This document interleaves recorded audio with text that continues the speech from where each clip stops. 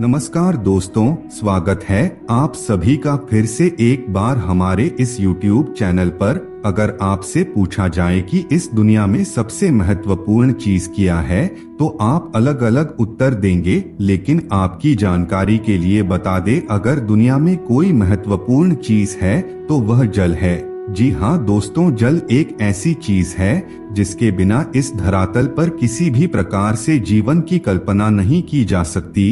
एक कहावत तो आप लोगों ने जरूर सुनी होगी कि जल है तो कल है।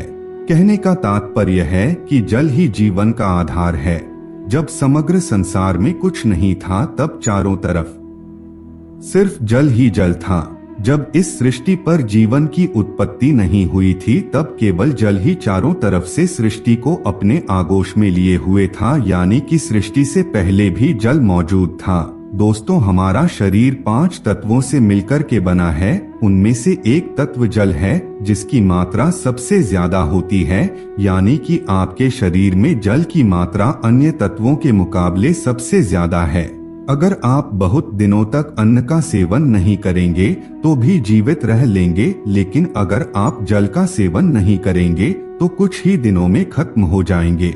इसलिए जल को जीवन का प्रतीक और अमृत कहा जाता है। अमृत होने के साथ साथ यह कई प्रकार की समस्याओं को दूर करने का कार्य भी करता है।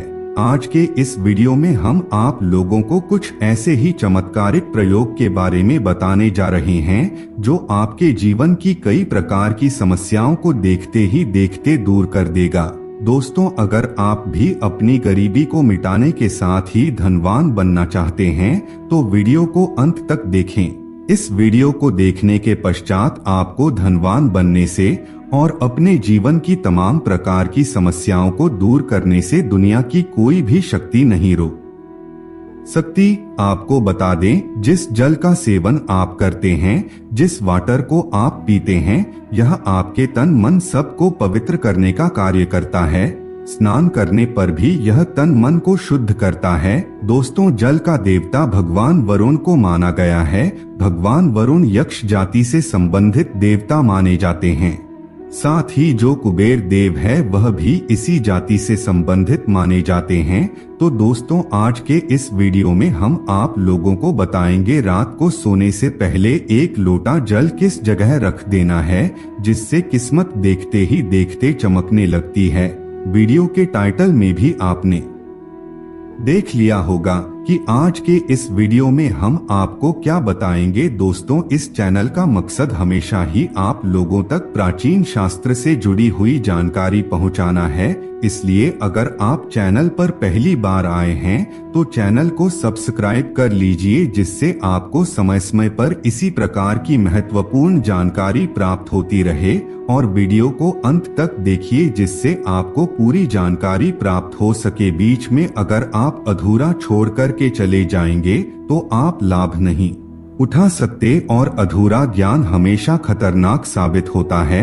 इसलिए पूरा अंत तक देखने का प्रयास करें। तो आइए जानते हैं किस प्रकार 1 लोटा जल पलक झपकते ही आपकी सभी प्रकार की दिक्कतों को दूर कर सकता है। दोस्तों, हमारे धार्मिक शास्त्र और लाल किताब में स्पष्ट रूप से लिखा हुआ है कि और जो लोग लाल किताब पढ़ते हैं उन लोगों को इसके बारे में अवश्य मालूम होगा। लाल किताब के साथ ही बहुत सारे प्राचीन ज्योतिष पुस्तक में भी बताया गया है कि जल का जो प्रतिनिधित्व देवता है वह वरुण देवता है और इनका संबंध यक्ष जाति से होता है।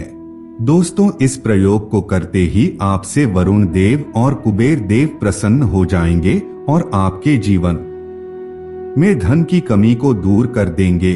पूरे विश्वास और श्रद्धा के साथ आपको इस प्रयोग को करना है, तभी आपको लाभ मिलेगा। तो दोस्तों, आपको क्या करना है कि शुक्ल पक्ष के सोमवार से प्रारंभ करना है।